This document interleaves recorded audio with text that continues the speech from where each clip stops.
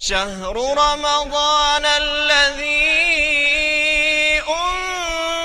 أنزل فيه القرآن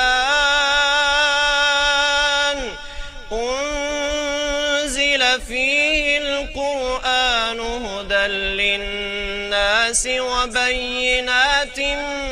من الهدى والفرقان، فمن شهد منكم الشهر فليصم، ومن كان مريضا أو على سفر فعدة من أيام أخر،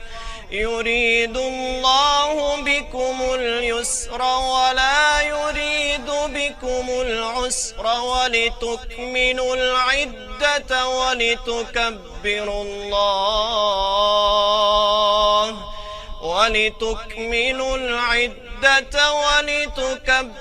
الله على ما هداكم ولعلكم تشكرون.